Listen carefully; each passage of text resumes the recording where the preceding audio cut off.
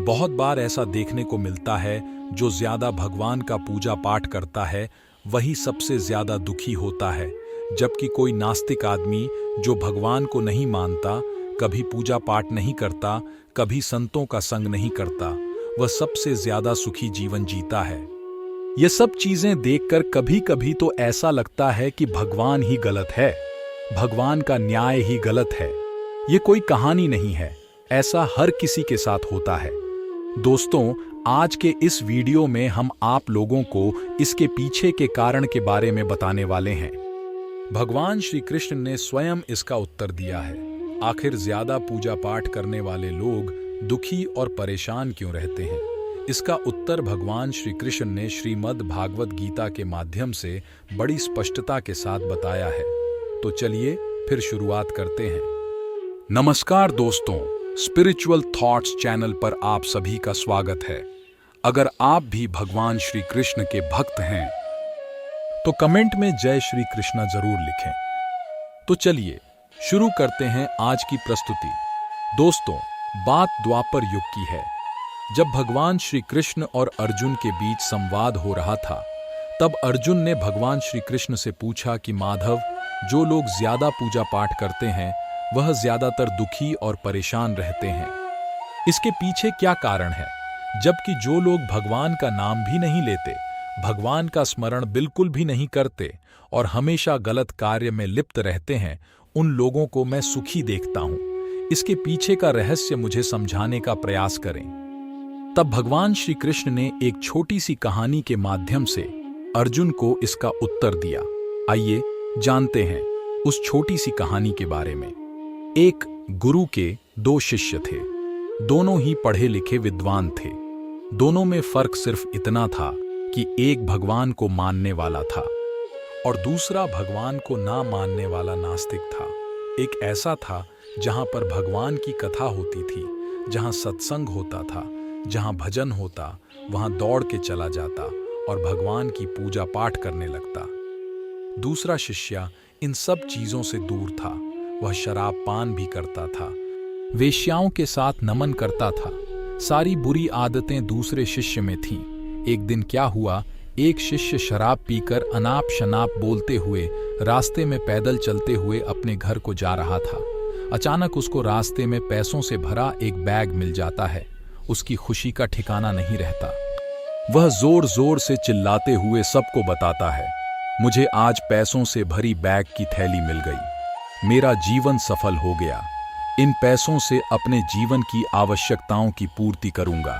वही दूसरा मित्र मंदिर से भजन करते हुए अपने घर को जा रहा था।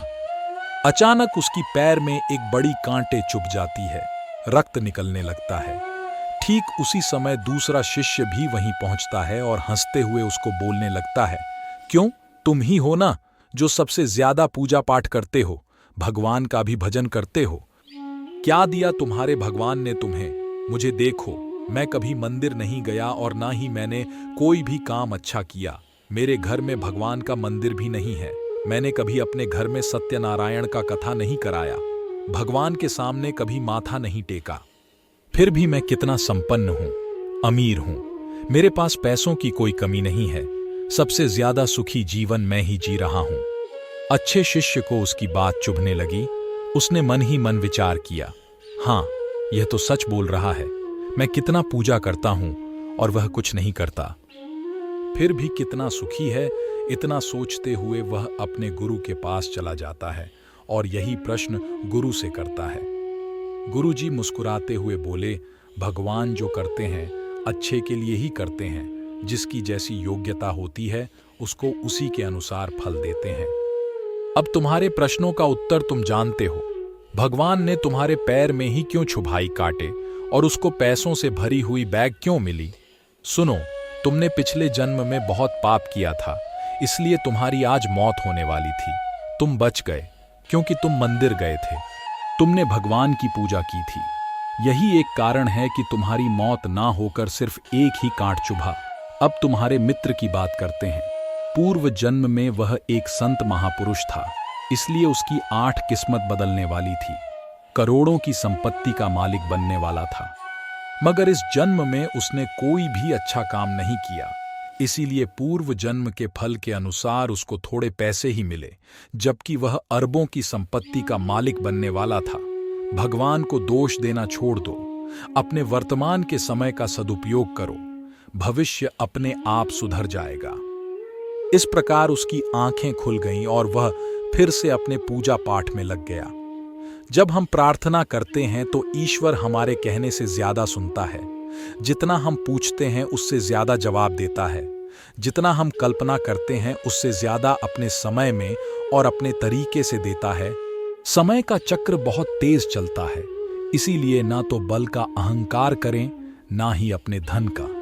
जीवन में वाणी को संयम ही रखना अनिवार्य है, क्योंकि वाणी से दिए हुए घाव कभी भरे नहीं जा सकते। जीवन में कभी मौका मिले तो किसी के लिए सारथी बनना स्वार्थी नहीं। जैसे पानी को अगर दूध में मिलाया जाए तो वह दूध की तरह हो जाता है, यदि वही पानी अगर कीचड़ में मिलाया जाए तो कीचड़ बन जाएगा।